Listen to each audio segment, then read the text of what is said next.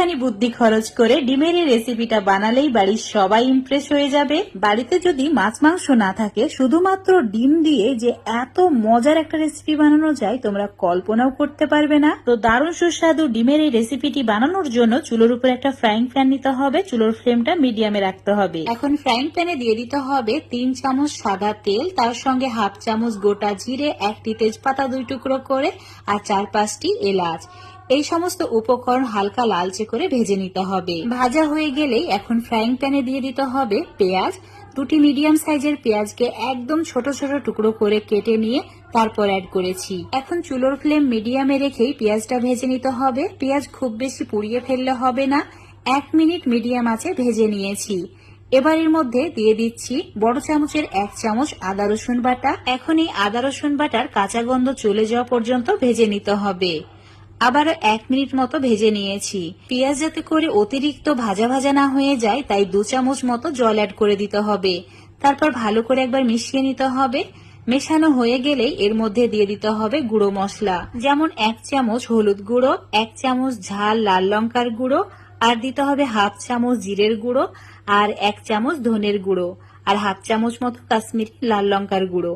এখন সমস্ত কিছু ভালো করে কষিয়ে নিতে হবে যতক্ষণ না একদম তেল ছেড়ে দেয়। দেখতেই পাচ্ছ একদম তেলটা ছেড়ে দিয়েছে আর ভাজা ভাজা হয়ে গেছে। এখন চুলোর ফ্লেম একদম কমিয়ে দিয়ে একটা মশলা বানিয়ে নিতে হবে। কয়েকটি কাজু ভিজিয়ে রেখেছিলাম, তার সঙ্গে 3টি টমেটো নিয়েছি। এই 2টি উপকরণ একদম মসৃণ করে পেস্ট করে নিতে হবে। এই পেস্টটা এখন ফ্রাইং প্যানের মধ্যে ঢেলে দিতে হবে। এখন এই মশলার সঙ্গে দিয়ে দিতে হবে স্বাদ মতো 1 চামচ নুন। নুনের পরিমাণটা নিজেদের স্বাদ বুঝে অ্যাড করবে।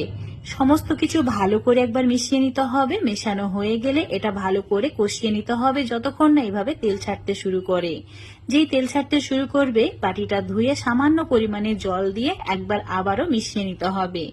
মেশানো হয়ে গেলে এখন ঢাকা দিয়ে লো ফ্লেমে 8 মিনিট মতো রান্না করে নেব। 8 মিনিট এইভাবেই লো ফ্লেমে রেখে দিতে হবে, মাঝে মধ্যে নাড়াচাড়া করতে হবে। তোমাদের 8 মিনিট পর দেখাচ্ছি। দেখতেই পাচ্ছ কত সুন্দর একটা কালার চলে এসেছে আর খুব সুন্দর একটা সুগন্ধ বের হচ্ছে, মানে মশলাটা একদম পারফেক্ট কুক হয়েছে। আর এর মধ্যে দিয়ে দিতে হবে 1.25 কাপ মতো জল। এই রেসিপিতে ঝোলের পরিমাণ একদম কম থাকে, তাই জলটাও কম দিতে হবে। ভালো করে মিশিয়ে নেওয়ার পর দিয়ে দিতে হবে 1 মুঠি ধনেপাতা কুচি, তার সঙ্গে হাফ চামচ মতো চিনি, আর দিয়ে দিতে হবে সামান্য পরিমাণে গরম মশলার গুঁড়ো। তোমরা চাইলে এখানে ফ্রেশ ক্রিম আর কাসুরি মেথিও অ্যাড করতে পারো। আমি দিচ্ছি না, আমার ভালো লাগে না তেমন, এভাবেই খেতে এটা বেশি ভালো লাগে। মিশিয়ে নেওয়ার পর যে তেজপাতা দিয়েছিলাম সেগুলোকে উঠিয়ে ফেলে দিচ্ছি। এখন সমস্ত মশলা অ্যাড করে দেওয়ার পর 1 মিনিট লো ফ্লেমে রান্না করে নিতে হবে আর কন্টিনিউ এভাবেই নাড়াচাড়া করতে হবে। 1 মিনিট হয়ে গেলেই এর মধ্যে দিয়ে দিতে হবে ডিম। তোমরা যে পরিমাণে ডিমের রেসিপি বানাতে চাও সেই হিসাব করে এখানে ডিমগুলো অ্যাড করে দেবে। প্রথমে 1টি ডিম একটা কাপের মধ্যে ভেঙে নেবে, তারপর এভাবে একটা একটা করে অ্যাড করবে, একসঙ্গে কিন্তু সব ডিম দেবে না। এখন প্রত্যেকটি ডিমে উপর থেকে সামান্য পরিমাণে ঝাল লঙ্কার গুঁড়ো অ্যাড করে দিচ্ছি আর কয়েকটি কাঁচা লঙ্কা গোটা অবস্থায় এভাবে দিয়ে দিচ্ছি। এবার সামান্য পরিমাণে ধনেপাতা কুচি উপর থেকে ছড়িয়ে দেব, কারণ এখন আর নাড়াচাড়া করা যাবে না। ঢাকা দিয়ে 5 মিনিট লো ফ্লেমে রান্না করে নিতে হবে। এইভাবে ঢাকা দিয়ে রান্না করলে ডিম খুব ভালোভাবে সেদ্ধ হয়ে যাবে। 5 মিনিট রান্না করে নেওয়ার পর চুলোটা অফ করে রেখেছিলাম। এখন তোমাদের আরো 3-4 মিনিট পর দেখাচ্ছি। দেখতেই পাচ্ছ কতটা লোভনীয় লাগছে।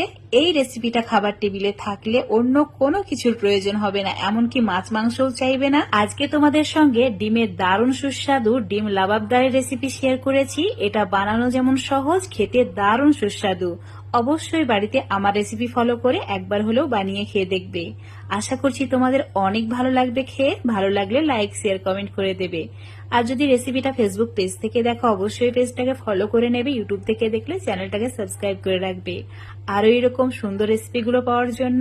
দেখতে পাচ্ছ ডিমটা কতটা লোভনীয় লাগছে। এটা দিয়ে 1 প্লেট ভাত খাওয়া হয়ে যাবে। ভাত ছাড়াও তোমরা রুটি, পরোটা, লুচি সবকিছু খেতে পারো। অবশ্যই এভাবে একবার হলেও বানিয়ে খেয়ে দেখবে।